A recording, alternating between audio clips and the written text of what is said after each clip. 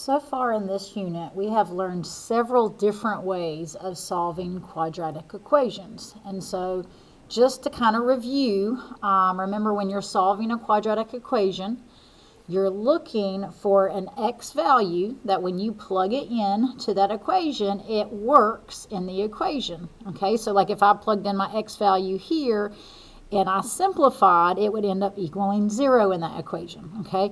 And so that's one way of looking at it when you solve a quadratic equation, or any equation for that matter. But then another way of looking at it in terms of quadratic equations is when we solve it, what we actually find are the x-intercepts of the graph. So once you solve a quadratic equation, you already know where it crosses the x-axis, okay? And so we've learned several different ways. Today, we're going to learn the last way to solve a quadratic equation, okay? And that is by using what's called the quadratic formula. Okay, so if you think back to all the other methods that we've learned, like solve by graphing, solve by factoring, solve by the square root method, all of those ways kind of had limitations. Like they only worked for certain types of quadratic equations. Okay, the good thing about the quadratic formula is that this method can actually be used to solve any quadratic equation. So as long as it's a quadratic, so it has that x squared in there, and the square is like the biggest exponent you have in there, then you will be able to solve it using this formula. Okay, so let's talk about how to actually solve it using the quadratic formula, and then we'll do some examples.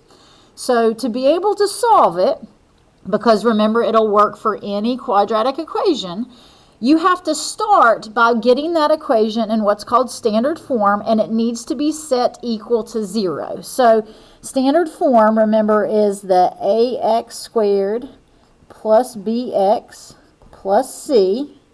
And then usually it's y equals, but for equations, we always want to get it equal to 0. Okay, so, and then the other thing is, remember, a, b, and c are going to be numbers, and then a can't be 0 or it wouldn't be a quadratic. But it has to be in this form. So you have to have kind of everything on one side of the equation and get it equal to 0. But once it's in that form, then the next step is you are actually going to use what's called the quadratic formula to solve it. Okay, now this formula is pretty messy looking, and there are different ways that you can kind of memorize it. Some people will remember it by kind of making it into a song, but you are going to plug it in the quadratic formula and you are going to solve that equation. And then once you simplify the formula, you will know what the solutions are to that quadratic equation. And then remember, the solutions are the same thing as the x-intercepts. So you not only know that, but you also know where it crosses the x-axis, okay? Now, we will talk more about how it relates to the graph in a little bit, but for now, we're concentrating on the quadratic formula. All right, so then what is this crazy-looking formula? Well, remember, the reason it helps you is because it allows you to find the x values that work in the equation. So it's going to be x equals, then you're going to take negative times whatever your b is. So your b is the number, that's the number in front of x, okay? So it's going to be negative times b. Then you're going to take that and you're going to add it to the next part and then subtract the next part. And the next part is the square root of b squared minus 4 times a times c. So you take your b, which again is the number in front of x, you plug it in there and you're going to square it.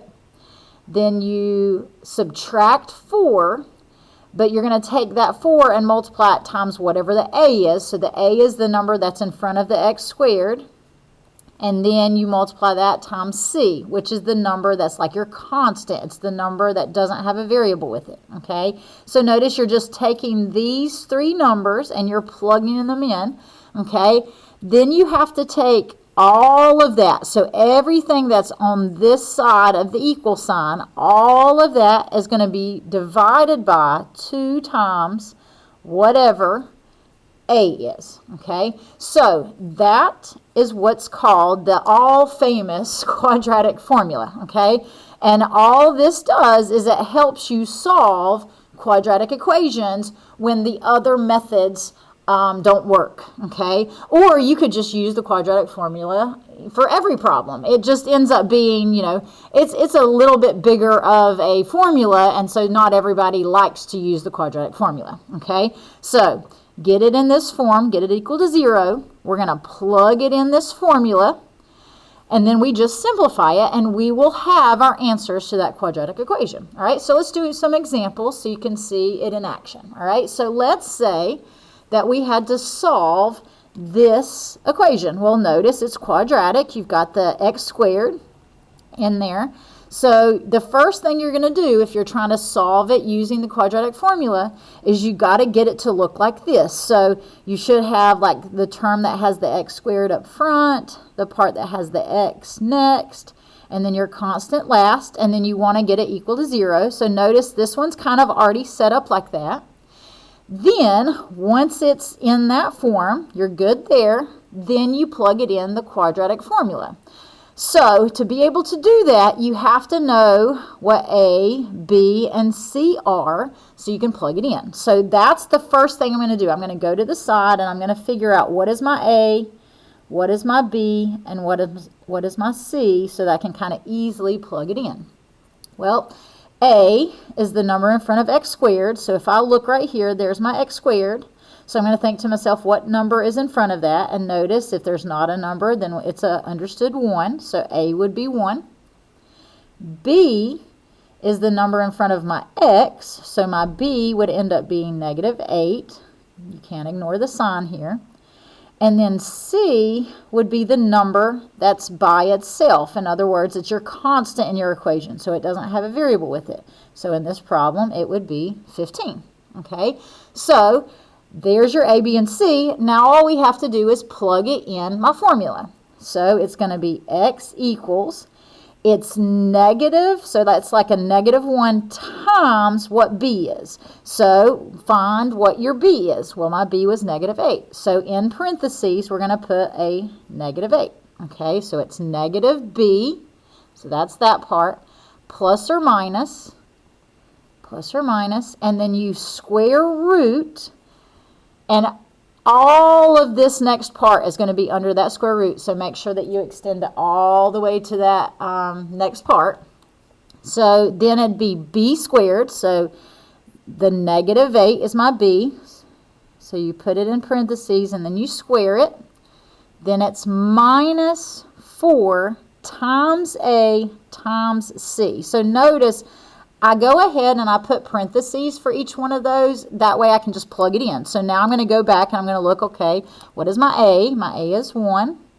And then what is my C? Well, my C is 15. So then I plug them in, okay? Now, the next part, a lot of people forget about this last part. So don't forget that all of that has to be divided by 2A. So we plugged in the top. Now we put all the way from the equals over. We're going to put all of that over 2 times, well, what's my A? My A would be 1. Okay? Then, so it looks like a mess, but then you're going to simplify it kind of piece by piece to find your answer. So the x just comes down. We're going to simplify this part, so that's like a -1 times -8. A negative times a negative is a positive, and then 1 times 8 would just be 8. So that ends up being 8. Then I bring my plus or minus down, and that comes from the fact that the majority of these will have 2 answers to them, okay? Then we put our square root, and the next thing that we do is we kind of simplify our numbers under the square root. So you have to do the exponents first, so -8 squared would be like -8 times -8, which ends up being 64. And then we do the multiplication. So this would be like -4 times 15, because the 1 won't change anything. So -4 times 15 would be -60, so that'd be like 64 minus 60. And then on the bottom, we've got 2 times 1, which is 2. Okay, now I've got to simplify this part. So I'm going to just write it below here. So my 8 just comes down. Then I have to figure, okay, well, what is 64 minus 60? Well, that would just be 4. And now let's see what we have.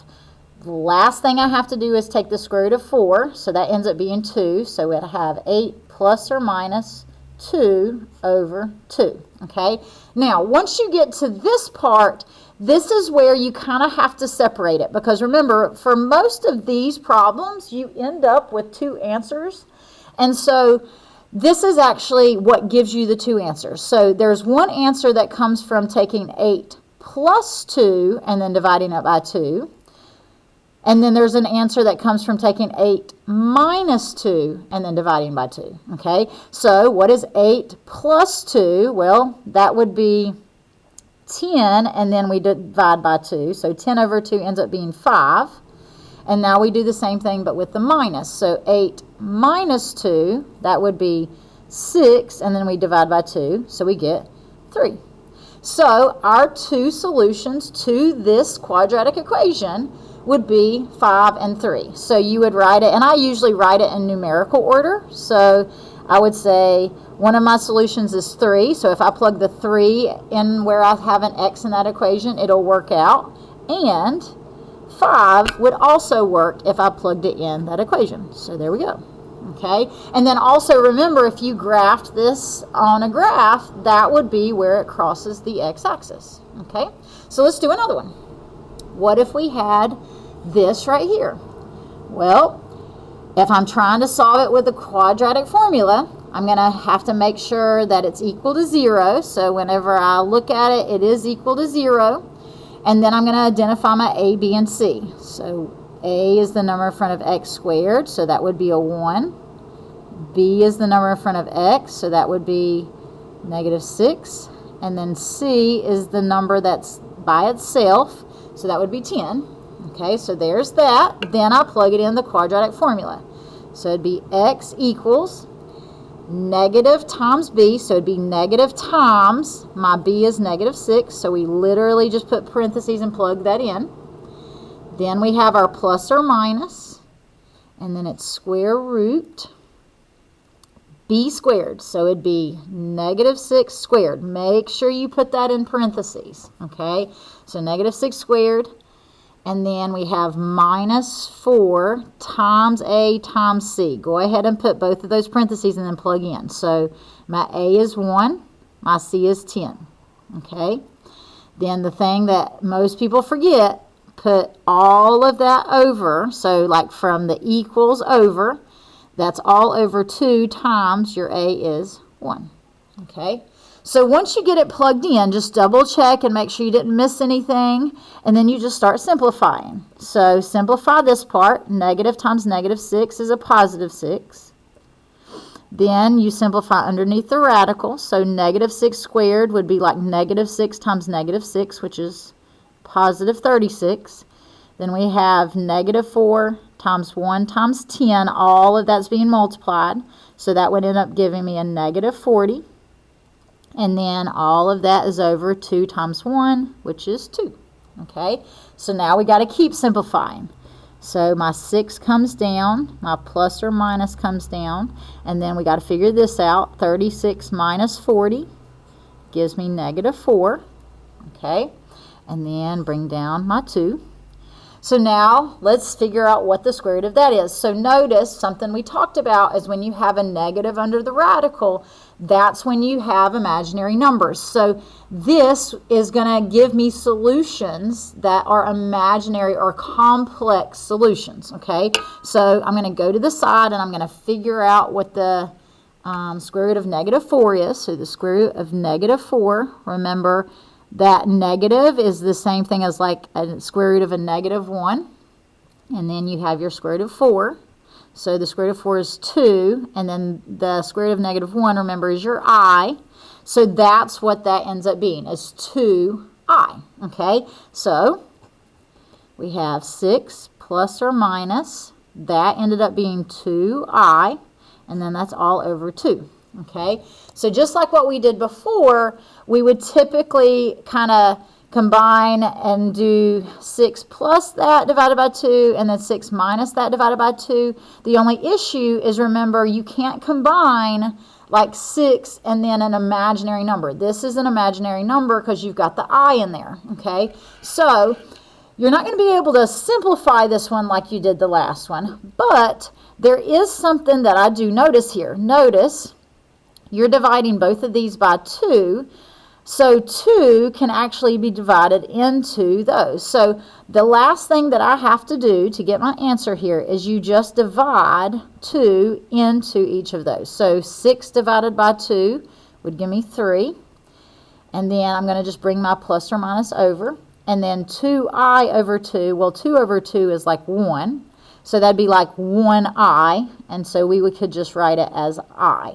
Okay, so that is one way that you could write your answer. You could just say x is equal to 3 plus or minus I, and remember that's the shorthand way of writing it. Or you could separate it. You could say x is equal to whatever 3 plus I is, and the other solution would be whatever 3 minus I is. So you can separate the plus and the minus, okay? But usually they'll write it the shorthand way. Okay, now if you kind of think about what would the graph look like here, remember when the solutions are imaginary solutions, these are the ones where, like, if you graphed it, it wouldn't cross the x-axis, okay? Because if they have imaginary numbers as the solutions, then that means it doesn't cross the x-axis, okay? So then let's do one more so you can see just at least one more. So what if we had to solve this one? Well, if we were trying to use the quadratic formula, got to get it in this form equal to 0, and so that one's already done for us. Then we figure out what A, B, and C are. So let's figure out what A, B, and C are. Let me put a little dividing line here. All right, so A is the number in front of x squared, so it would be 1 again. B is the number in front of x, so it'd be like -4. And C is the number that's by itself. So notice it doesn't have one of those numbers that's kind of by itself, like that 10 there or that 15 in this first problem. So if it doesn't have one, then that means that it's 0. It doesn't have one. Okay? So you just put a 0 whenever you see that letter in the formula. Okay? Now we plug it in. So it'd be x equals negative times your b, so it'd be negative times, my b is -4. Then we put plus or minus square root of b squared would be -4 squared minus 4 times, I'm running out of room here, but we're going to see if we can squeeze it in here. It'd be 4 times my a times my c, so my a is 1, my c was 0. Okay, and then all of that is over 2 times my a is 1. Okay, then you just simplify. So let's simplify. So negative times -4 is a +4. Then we have plus or minus the square root of -4 squared is a +16 because it's like -4 times -4.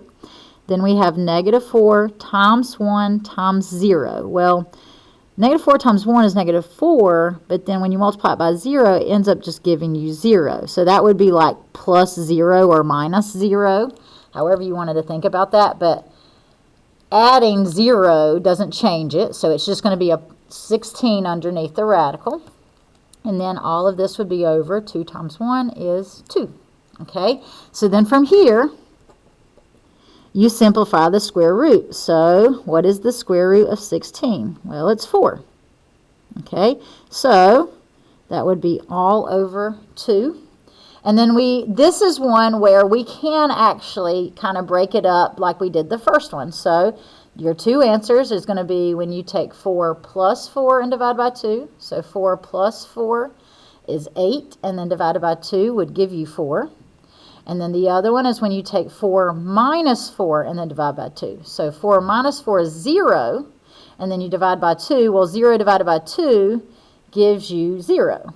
Okay, so your two solutions, and I usually put them in numerical order, would be 0 and 4. Okay, and then thinking about the graph, this quadratic, if we graphed it, would cross the x-axis at 0 and at 4. So that is how you use the quadratic formula to solve quadratic equations.